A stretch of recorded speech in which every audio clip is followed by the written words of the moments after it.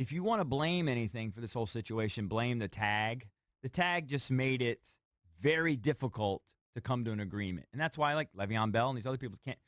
So because of the tag and also because the Redskins were trying to be real fiscally responsible, they only wanted him at a discount.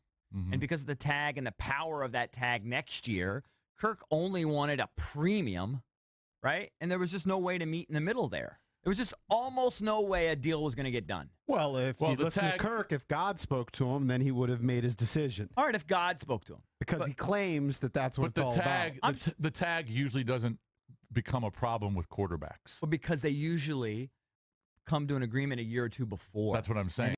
Where Kirk is old.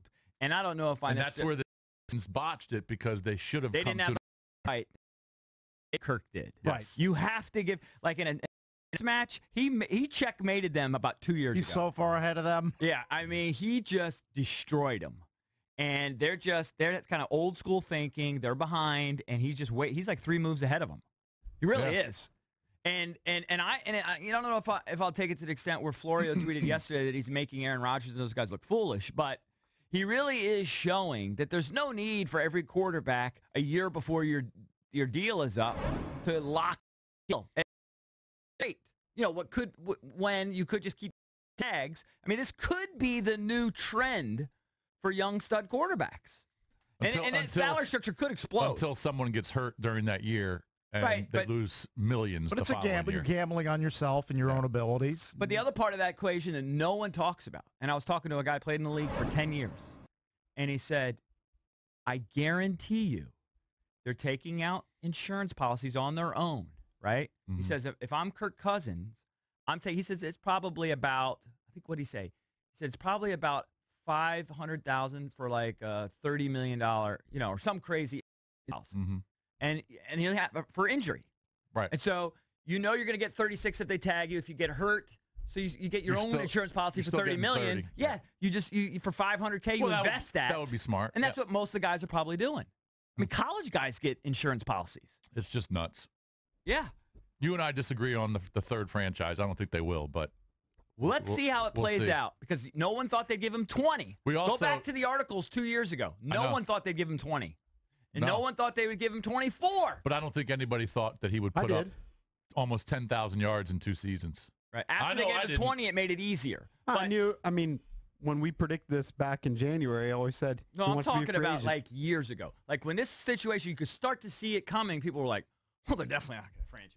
Well, years He's ago, not a franchise quarterback. Years ago, you didn't even know if he was a legitimate starter. Exactly. Once he was named the starter. Yeah, remember he was throwing all those interceptions. Yeah, I understand. And I was one of those people that didn't think that they would do that either. But that's why, and no one, my buddy just texted me, heard me bail on golf. He's so bitter. Yeah. Sorry. But no one thought he would put up these numbers. Yeah. I didn't. Yeah. I thought it was good. I didn't think it was that good. I didn't predict 54 touchdowns and 9,000 yards. I didn't think he'd be able to really turn around that interception gene he seemed to have, that turnover gene. Now, he still had turnovers, of course.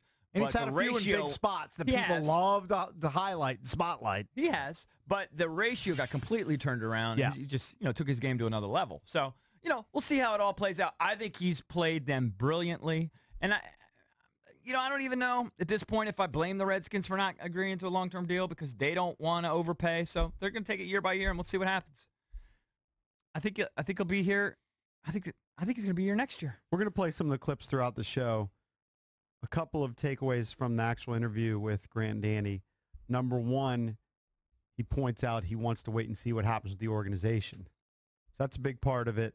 Yeah. Number two, he does talk about his faith. If you want to play that, this clip 23. If you take him as genuine, I know you've compared him to Eddie Haskell at times, then I think he's pretty genuine, but I also think he's a politician and he's a little Eddie Haskell. Yeah. It's 100% chance he sits there and his wife and complains about stuff. Yeah. Of course. Every human does. Who is it? Iverson that had the clip? Find that one. Ain't nobody squeaky clean. Yes. You know what I'm saying? Yeah, there's just no way that he believes everything he was saying on the show yesterday.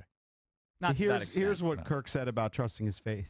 Well, I think, first of all, what rarely ever gets reported is that ultimately this decision is not about anything more importantly than my faith. My faith is ultimately driving this decision. And Do I feel like the Lord is leading me to make this decision or that decision? And He give me. I stood at rookie minicamp shortly after being drafted. Questions I was receiving from media at that time were, it's a dead end. How do you feel about being here? It appears like your career is going to be put on pause now, and there really isn't any future for you here in Washington. Can you speak to that? And my answer then is my answer now. I'm going to trust in the Lord's plan for my life. He brought me to D.C. then. He had a plan for me. I didn't know if it was going to be for football or for something else, but he placed me in Washington, D.C. for a reason. I believe that with my whole heart. And as a result, I was content to be patient and allow time to reveal that and to continue to just wait on the Lord. Well, the Lord's also going to place you in another city in a year. I don't know if I believe that anymore. He's going to place you in San Francisco or L.A. or Jacksonville or New York. And the Lord probably wants you to tithe at least 10% of your salary to the church. Yeah, the church is butt-sized. The Lord is probably telling you that turn that down. No.